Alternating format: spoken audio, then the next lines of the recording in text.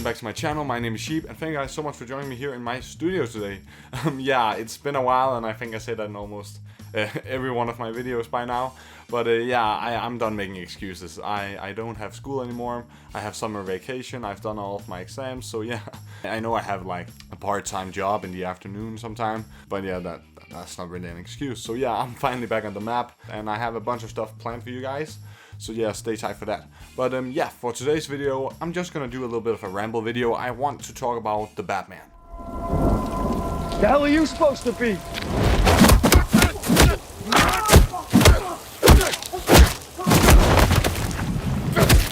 To be honest with you guys, I don't think I've ever been as anticipated for anything as I am for this movie to come out. Like, to be honest, it just looks incredible. I actually wanted to do a video and start my channel way back when the first trailer came out, but sadly I didn't really have the, what they call, guts to start up the channel back then. So I thought that might be this video. So yeah, so what are my thoughts on this movie exactly? So from what we know so far, I think this will be my favorite Batman movie yet. Like, by far. From what we've known and from what we've seen and heard Matt Reeves say, this is going to be a detective-focused story. You probably knew that already because you're probably a Batman fanatic like myself if you're watching this video. But to be honest, that to me means a lot. My favorite Batman stories, and I mean all of them I read in the comics, always focus on the detective aspect of Batman. My favorite Batman comic by far is Batman Hush. I know it's a bit of a mixed bag in the comic book community, but to me, that's just how it is. It was one of the first comics I ever read. It really gave me this feeling of Batman. I also really got a crush on Catwoman in that story, and that's only continued to get worse. So Kravitz, it's getting kind of yeah. But in all honesty, that comic really was my introduction into the mainstream Batman comics. Like, I always get this joy when I read these detective stories because I like solving these problems along with Batman. I don't want to be ahead of Batman, I don't want to be behind him. I want to solve them along with him, and that's what these stories does. That's what I'm so excited to see happen on the big screen with Batman. I'm also really glad with the casting of Robert Pattinson. I actually never had anything against him as Batman. I actually did a lot of fan art back in the day when the rumors were going on, when the casting announcement came around of him as Batman. As you guys probably could tell from one of my previous videos, the Carnage video, I do a bit of concept and fan art in my spare time. But yeah, by the way, check that video out. Link is somewhere on the screen and definitely in the description. I just thought Robert Pattinson, he looks like Bruce Wayne to me. He looks really, really masculine with his jawline, and he has this playboy style to him, but at the same time probably with a mysterious secret. And to be honest, I haven't really watched Twilight, so I to be honest, all my acting I've seen from him comes from other movies, especially Lighthouse, which to be honest, it's a mind-blowingly good movie. So I'd like to start off with, had never had this idea of Robert Pattinson. I mean, the most prominent role I've ever seen him in, other than like Tenet and stuff, is probably Harry Potter. That's where I knew him from personally before seeing any of his other work. So yeah, I never jumped on that Twilight bandwagon. But I'm so happy for Robert Pattinson in the role. I'm actually happy for most of the casting in this film. It's just incredible. For an example, we have Jeffrey Wright as James Gordon, and I love that. I know he's race bent, but to be honest, that's not a problem in my opinion. He feels like Gordon to me when I see him in the trailer. The way he walks around, he looks like the Jimmy Gordon of the comics to me. Probably one casting I really enjoy, but I don't see too many people talking about it anymore, is Colin Farrell as the Penguin. I think he's gonna nail this role. From what he looks like in the trailer, you know, with all that makeup on, to be honest, I think it's gonna go crazy. He gives me the Penguin vibes, like how the Penguin would be in kind of like a modern day.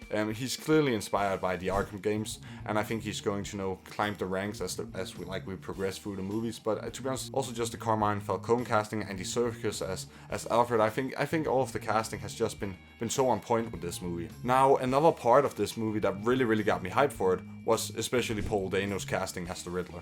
Like, I've for a long time been wanting justice for Riddler and his on-screen presence since Batman Forever, because to be honest, I don't really like the Jim Carrey version. I don't think many people do. I know Batman Forever is kind of a good movie once you watch some of the deleted scenes, but to be honest, I can't get over the Riddler performance. My favorite performance of the Riddler so far is from the animated series. I thought that they did a phenomenal job, but also the Arkham games. And way before this movie actually came out, I talked to some of my friends. We talk about movies a lot, and especially comic book movies and how we would do them.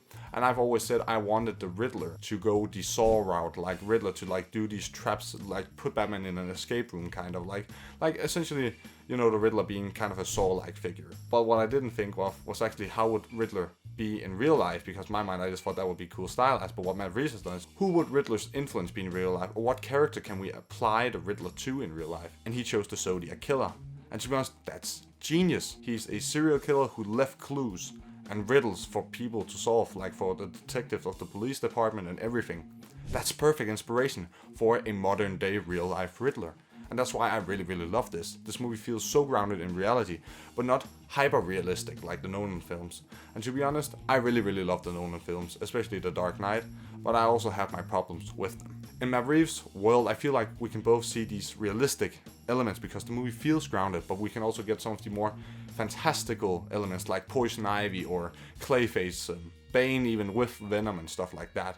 It just feels like the perfect combination to me. Now, I can't talk about this movie without also talking about the tone of the film. I think this movie will be very, very dark. And I mean heavily dark. I know this has been said before, but I don't think most people know how dark this movie is gonna get. I think we're going to see Bruce kind of like how he is in Batman Year One, but even more brutal. This movie takes heavy inspirations from the Batman Ego comic, which if you haven't read, you really, really should. Matt Reeves has stated that this is actually the biggest inspiration or influence on this movie, because this is essentially a psychic study of Bruce Wayne, a character study of who he is, and that's exactly what that comic explores.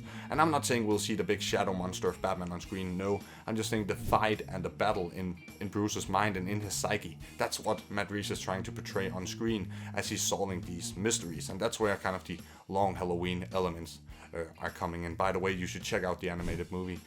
I might be doing a review on it soon, so stay tuned for that. But yeah, this movie is going to get incredibly dark. Like really, really dark. I don't think I can stress that enough. I think we're going to see Bruce at the breaking point. He's so frustrated with not getting the results he wants that he's just going out beating. Like for example, the shot where he beats the criminal and continues to beat him even though he's unconscious.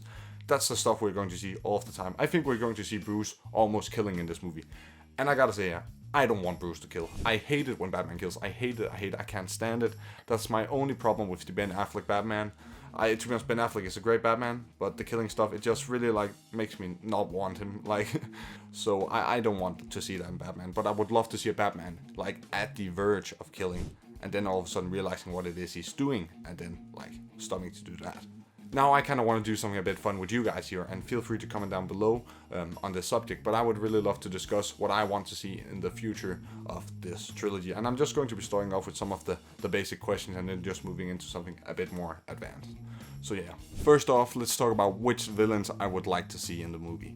So this movie really focuses on the detective aspect of Batman, and I don't think Matt Reeves would like make 3 movies only focusing on that aspect. Here we have a character study of Batman, but I would like to see that evolving throughout the movies. But I would really, really love in the future to see a character like Mr. Freeze and especially Poison Ivy. But one villain I think would fit fantastically into this trilogy, and I also think we could see in a proper comic book way, is Bane. I really, really want to see Bane, as I know him from the comic, like this genius, smart tactician who also has this brute strength to help him.